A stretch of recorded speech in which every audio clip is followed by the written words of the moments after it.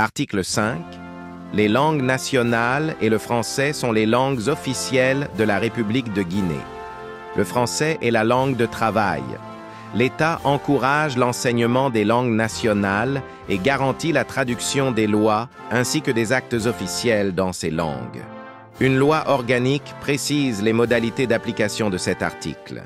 Article 6.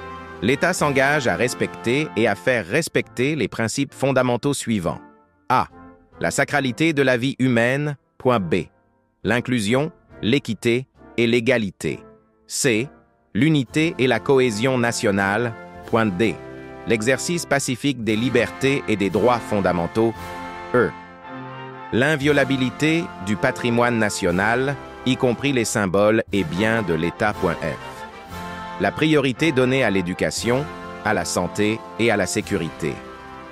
G. La préservation de l'environnement et des écosystèmes. H.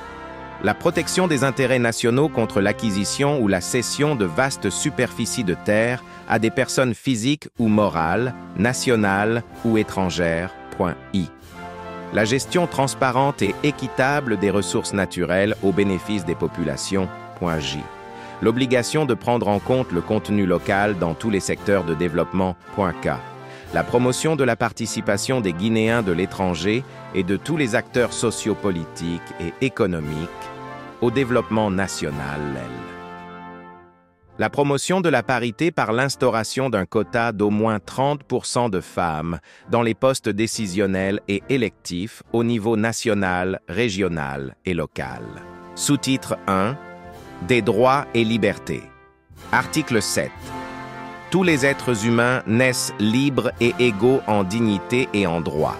Aucune forme de discrimination ne peut être fondée sur l'ethnie, la région, la religion, la couleur de la peau, le sexe, le patronyme, le prénom, la langue, l'état physique ou mental, ainsi que sur les croyances ou opinions politiques, philosophiques ou religieuses.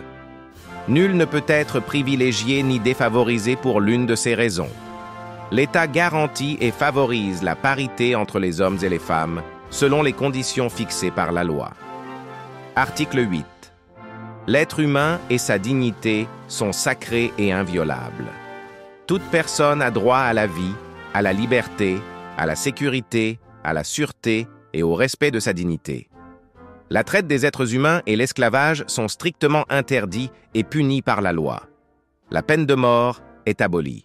Article 9. Chacun a droit au respect de son intégrité physique et morale. Le viol, la torture, les traitements cruels, inhumains ou dégradants, les violences physiques, les mutilations génitales féminines, ainsi que toute autre forme d'avilissement de l'être humain, sont interdits et réprimés par la loi.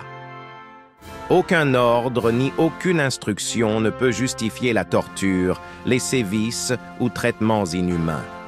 Toute personne, y compris tout agent de l'État, qui commet de tels actes, qu'elle agisse de sa propre initiative ou sur instruction, est punie conformément à la loi.